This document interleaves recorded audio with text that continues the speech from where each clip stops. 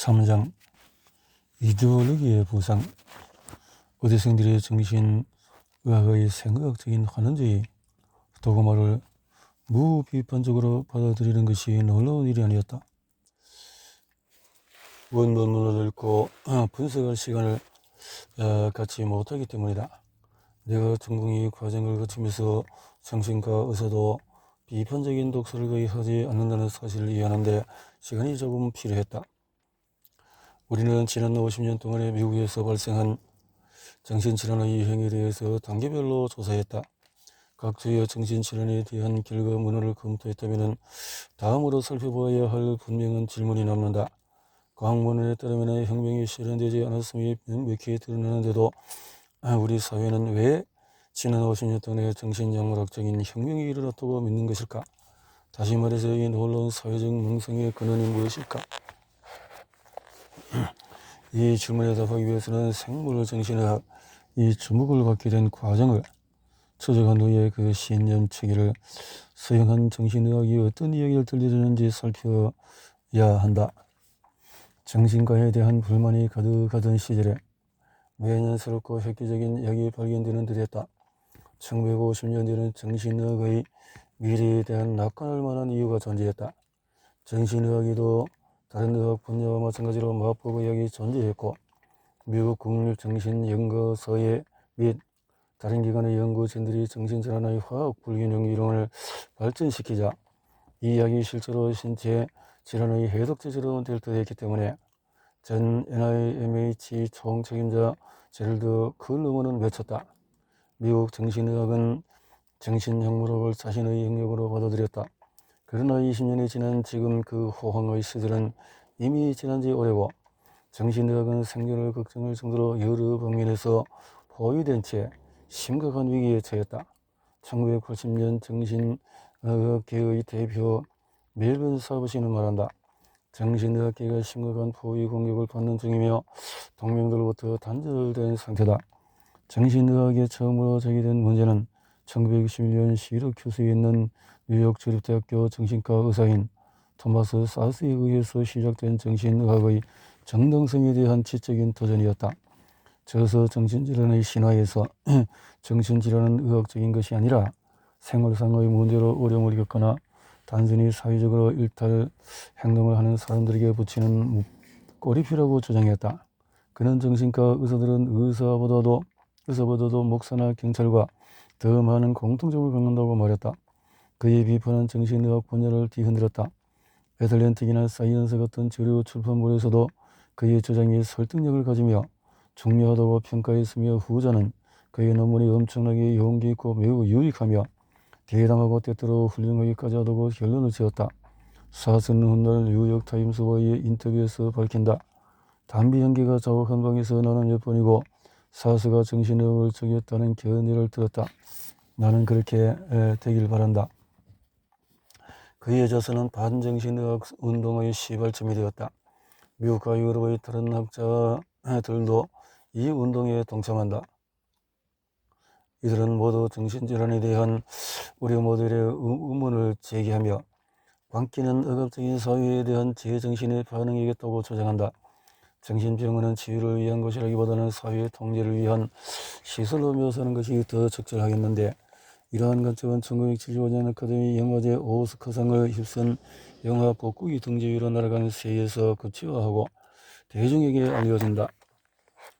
이 영화에서 간호사 레치들은 악랄한 간수처럼 그려졌고 결국 정신병원의 질서를 따르지 않는 랜디 맥머피는 절제수를 받는다. 정신과가 직면한 두 번째 문제는 환자 유치의 치열이 경쟁이 치열해졌다는 점이다. 1960년대와 70년대 미국에서 심리치료 산업이 꽃을 피웠다. 수천 명의 심리학자와 상담사는 프로이트가 미국에서 상담용 의자를 가져온 이후에 정신의학이 주장해온 신경증 환자들에게 서비스를 제공하기 시작했다. 1975년 미국에서 비정신과 의사 심리치료사가 정신과 의사보다도 많았다. 벤조디아제핀이 인기를 잃으면서 1960년대에 행복해지는 알약을 복용하는 데 만족하던 신경증 환자들은 원초적인 비명요법 에살렌수련 그 외에 상처받은 영혼을 치료하는 데 도움이 된다는 여러 대안요법을 받아들이기 시작했다. 이런 경쟁의 결과로 1970년대 후반 미국 정신과 의사의 평균 수입은 76,600달러에 불과했다. 당시에는 꽤 괜찮은 임금이었지만 의료에서는 여전히 정신과 수입이 최하위권이었다. 터프츠 대학의 정신과 의사 데이비드 애들러는 기록했다. 정신과 의사가 아닌 정신건강 전문가들이 정신과 업무 영역의 일부 혹은 전부를 차지한다. 그는 정신의학의 죽음에 대해서 걱정해야 한다고 말한다. 내부 분열도 깊었다. 썰어진 출시 이후에 대부분의 정신과 의사들이 약물에 대해 잘 알려진 열망을 갖고 생물정신의학으로 전환했지만 1950년대에 많은 의과대학을 장악한 프로이트주의자들은 그 흐름에 완전히 변성하지 못했다. 그들은 약물의 일부 효용을 발견했지만 여전히 이 대부분의 질환을 심리적인 것으로 생각했다. 따라서 1970년대에 프로이트 학파와 정신질환에 대한 의료 모델을 수용하는 그룹 사이에 깊은 철학적인 분열이 존재했다. 또한 이 분야에는 정신사회정신의학자들로 구성된 세 번째 그룹도 존재했다. 이들은 정신병과 정서적인 고통이 종종 개인과 환경의 갈등에서 비롯된다고 생각했다. 그렇다면 루시오 로렌 모시가 소테리아 프로젝트에서 했던 것처럼 환경을 바꾸거나 지질적인 새로운 환경을 조성하는 것이 개인의 치유를 돕는 좋은 방법이 될 것이다. 프로이트 학파처럼 사회정신의학자들은 약물을 치료 중심이 아니라 때로는 도움이 되고 때로는 도움이 되지 않는 약자로 보았다. 사부지는 이 세 가지 접근 방식이 충돌하면서 정신의학이 정체성의 위기를 겪는다고 말한다. 1970년대 말 미국 정신의학계 지도자들은 자신들의 분야가 생존을 위한 싸움을 벌인다고 계속해 이야기했다. 1950년대의 정신의학은 의학 내에서 가장 빠르게 성장하는 전문 분과였지만 1970년대에는 의대 졸업생 중에서 정신과를 선택하는 비율이 11%에서 4% 미만으로 떨어졌다. 뉴욕타임즈는 정신의학이 불안의 날들을 보내다라는 기사에서 정신의학의 이러한 관심 증가를 특히나 고통스러운 반감의 표현으로 보도한다. 명백한 것 비하기. 1970년대에 정신의학의 자기 편견은 그러했다. 반정신의학 운동의 공격을 받고 비정신과 의사 심리치료사들에 의해서 경제적으로 위협받고 내부 의견 차이로 분열된 정신의학계의 모습을 스스로 거울처럼 들여다보았다. 그러나 사실 정신의학계는 정신과 약물이 시장에 실패한다는 근본 문제를 외면했다. 이것이 바로 위기가 시작되고 확산된 원인이다. 1세대의 정신작용제가 정말 효과적이었다면 대중은 정신과 의사에게 역처방을 받기 위해서 정신병원을 두드렸을 것이다. 정신질환이 신화라는 사스의 주장이 일부 사람들에게는 지적으로 흥미롭고 학계에서는 토론할 만한 가치가 갖는지 여겨졌을지 모르지만 기분과 기능을 개선하는 약물에 대한 대중의 욕구를 줄이지는 못했을 것이다.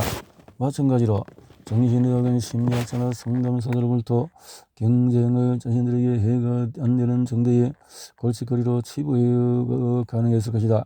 우울하고 불안한 사람들은 비명요법과 지능복용에 빠져들고 심리학자로부터 상담치료를 받았을지 모르지만 여전히 집집마다 정신과에서 처방받은 약을 약장에 챙겨 놓았을 것이다. 정신의학계의 내부 분열도 지속되지 않았을 것이다. 약을 통한 증상 완화가 장기적으로 입증되었다면 정신과에서는 정신분석과 양력 환경 개선과 같은 다른 형태의 치료가 지나치게 노동집약적이고 불필요하게 인식되어서 모든 정신의학계가 의료 모델을 사용했을 것이다. 1970년대 정신의학이 위기에 빠진 이유는 기적의 알약이라는 환상이 사라졌기 때문이다. 솔로젠을 비롯한 신경이완제가 정신병원 진료에 도입된 때부터 많은 입원 환자들이 약에 대해서 불쾌감을 느꼈고 그들 중에 다수가 약을 혀로 멈추었다. 이러한 방법은 널리 퍼져서 1960년대 초 제약회사 스미스 클라인 앤드 프렌치는 환자가 삼켜하는 액상솔라젠을 개발했다. 다른 제약회사들은 주사제 형태의 신경이완제를 개발해서 입원 환자에게 강제로 투약하도록 했고 액상솔라젠 광고는 다음과 같은 문구를 내걸었다. 경고! 정신 환자들은 악명 높은 약물 기피자들입니다. 1970년대 초 이러한 강제 치료를 경험한 환자들은 광기 해방 전선, 정신과적인 폭력 반대 네트워크 등의 이름을 가진 단체를 결성하기 시작했다. 이들의 집회에서는 많은 사람들이 약이 아닌 다독임을이라 적힌 팻말을 들었다. 약이 아니다. 다독이다. 응? 허그스, not drugs. 복국이 둥지 위로 날아간 새는 대중의 마음속 저항을 정동시키는데 도움을 주었다. 이 영화는 그 소련이 반체제 인사들을 검문하기 위해서 신경기관제를 사용한다는 뉴스보드로 정신의학계가 곤혹을 치른 후에 나왔다. 이 약물은 명백한 신체 고통을 주었기에 제정신인 사람이라면 할돌의 반복 투여를 견디기보다는 공산주의 정부에 대한 비판을 처리할 정도였다고 한다. 항정신병 약물. 반체제 인사들은 정신과 약물이 사람들을 식물인간으로 만든다고 말했고, 뉴욕타임스는 이러한 간행을 영적인 살인이라고 본다고 결론을 내린다. 그 후에 1975년 인디애나주 상원의원 버치 베이가 소년원에서의 신경이완제 사용에 대한 조사를 시작했을 때 정신질환 진단과 치료 경험을 갖는 이들이 공청회에 나와 정신과 약물이 극심한 고통을 유발하고 자신을 감정적인 좀비로 만들었다는 증언을 쏟아냈다. 한 환경 경험자는 다음과 같이 말했다. 항정신 약물이 치료나 도움을 위해서가 아니라 고문과 통제를 위해서 사용됩니다. 단순합니다. 1954년 타임이 보도한 것처럼 이 약물들은 더 이상 미쳐 날뛰는 광인을 가만히 앉아서 제정신으로 말하게 만드는 약으로 대중에게 소개되지 않았다. 항정신병 약물에 대한 새로운 시각이 대중의 마음 안에 자리 잡는 동안에 벤조디아제핀 계열의 항불안제는 불명예를 안게 되었다. 연방정부는 벤조디아제핀을 스케줄 RV 약물로 불렸다. 오예. 그로부터 머지않아 에드워드 케네디 상원 의원은 벤조디아제핀이 의존과 중독의 악몽을 낳았다고 발표한다. 항정신병 약물과 벤조디아제핀은 정신약물학 혁명을 일으킨 두 종류의 약물이었지만 둘 다 대중에게 부정적으로 비춰지면서 1970년대의 정신과 약물 판매량은 1973년에 2억 3천 2,300만 건에서 1980년에 1억 5,300만 건으로 급감했다.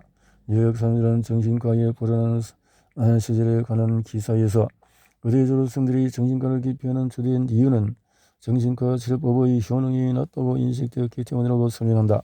이는 정신의학에서 언급하거나 인정하고 싶지 않은 주제였다. 하지만 동시에 정신과 의사가 치료 시장에서 경쟁 우위를 점할 만한 요인이 무엇인지 모두가 이해했다. 뉴저지의 정신과 의사 아서 브레슨 1970년대 후반 한 전문가 회의에 참석했을 때 기소 연설자로부터 이런 말을 들었다. 블레스는 회상한다. 그는 우리를 구해낼 수 있는 것은 우리가 의사라는 점이라고 말했다. 정신과 의사들은 처방전 쓰기가 가능하지만 심리학자와 사회복지사는 그렇지 않다. 이는 이 문제의 명백한 해결책을 제시하는 경제적인 환경이다. 정신작용제의 이미지 회복이 가능하다면 정신의학은 번영할 것이다. 흰 가운 입기. 정신과 약물에 대한 대중의 인식은 1970년대에 회복하기 시작했다. 미국 정신의학계에는 정신과 의사가 의사로서의 역할을 제대로 하지 못한다는 서서 비판의 위협을 느꼈다. APA는 정신과 의사가 제 역할을 보다는 명확히 받아들여야 한다고 주장했다. 1970년 APA는 사부시는 말한다. 정신의학을 재의료화 하려는 적극적인 노력이 강력하게 뒷받침되어야 한다.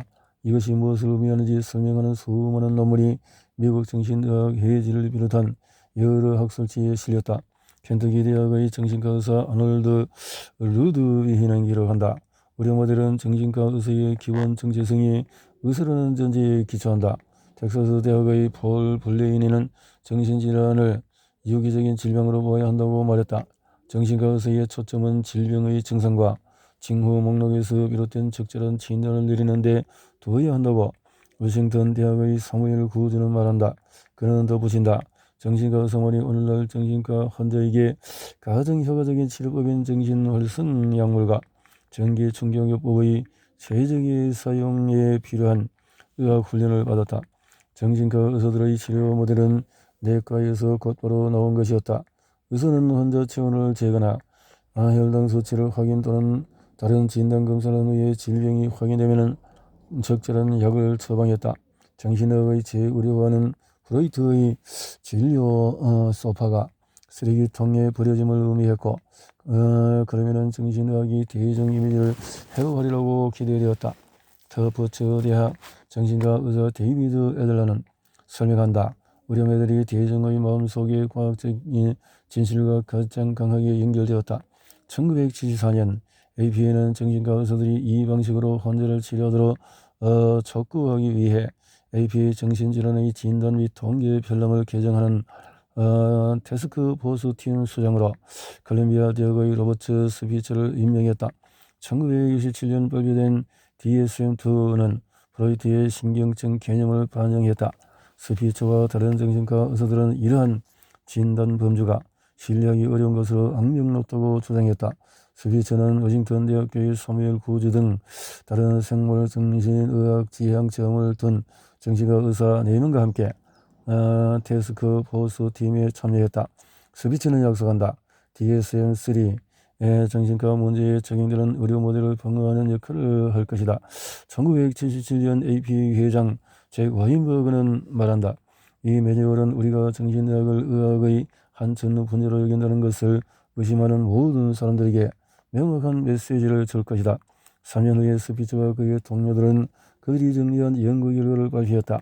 DSM-3는 265가지의 정신질환을 확인했으며 이 질환들은 모두 종류가 분명히 구분되는 것이라고 한다. 100명이 넘는 정신과 의사들이 500페이지에 드러난 이 책 제작에 기여했다. DSM-3는 미국 정신의학의 집단 지성을 대변하는 저술로 평가받았다. 정신과 의사는 DSM-3에 근거한 진단을 내리기 위해서 환자에게 해당 질환의 특징적인 증상 중에서 필요한 수의 증상을 확인한다. 예를 들어서 주요 우울사파에 공통되게 나타나는 9가지 증상 중에서 5가지 이상이 나타나면 이 질환으로 진단된다. 스피처는 새 매뉴얼이 현장 검토를 거쳤으며 이런 시험을 통해서 다른 기관의 임상의사가 같은 환자를 맞이할 때도 동일한 진단에 도달할 가능성이 높음이 입증되어 진단이 더 이상 이전처럼 주관적이지 않다고 자랑스레 말한다. 이러한 신뢰성 결과는 우리가 예상한 것보다도 훨씬 좋았다. 정신의학은 이제 의료 모델의 바이블을 갖게 되었고 APA를 비롯해서 정신의학계 인사들은 서둘러 찬사를 보냈다.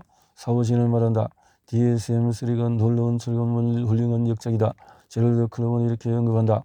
DSM-3 개발은 미국 정신의학계 역사에서 운명적인 시점이다. 그리고 DSM-3의 사용은 미국 정신의학이 의학적인 정체성과 과학적인 의료에 대한 헌신을 재확인하는 것이다. 콜롬비아 대학 정신과 의사 제럴드 맥스먼은 기록한다. DSM-3 덕분에 과학적인 정신의학의 주도권이 공식화했다. 오래된 정신분석적인 정신의학은 이론과 가설로부터 생겨났지만 새로운 정신의학은 과학적인 사실에 비롯된다. 그러나 당시 비평가들이 제정했듯이 이 매뉴얼이 왜 위대한 과학적인 성과로 인정되어야 하는지 이해하기 어려웠다. 정신과 진단 재구성을 이끌어낸 과학적 발견이 뒷받침되지 않았기 때문이다. 정신질환의 생물과학은 여전히 미지 영역이었고 DSM-3의 저자도 이 사실을 고백했다.